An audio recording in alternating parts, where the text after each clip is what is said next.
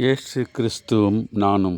இன்றைய வேதவாக்கு யோசுவா 1:9. நீ போகும் இடமெல்லாம் உன் தேவனாய கர்த்தர் உன்னோடு கூட இருக்கிறார். அன்பான சகோதர சகோதரிகளே, ஆண்டவர் நம்மோடு கூட வருகிறவராக இருக்கின்றார். நம்முடைய போக்கையும் வரத்தையும் அவர் ஆஸ்வதிக்கிறவராக இருக்கின்றார். என் சமூகமுக்கு முன்பாக போகும் என்று சொல்லுகின்றார்.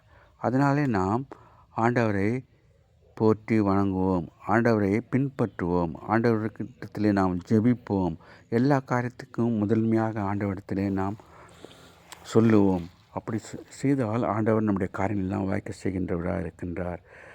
உமக்கு விரோதமாக வருகின்ற எதிரிகள் 7 வழியாக ஓடி போவார்கள் என்று சொல்லப்பட்டிருக்கிறது. உன் வழியை அவர் காத்து கொள்வார். வலதுபுறம் இடதுபுறம் சாயும்போது வழி இதுவே என்று உன் காதுகளிலே சத்தம் கேட்கும் என்று சொல்லப்பட்டிருக்கின்றது.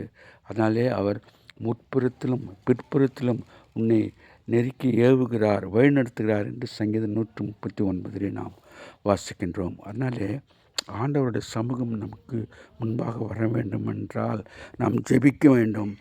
உன் வழிகளெல்லாம் உன்னை காக்கும்படி அவர் தம்முடைய தூதர்களுக்கு கட்டளையிடுவார் என்று வசனம் சொல்கின்றது.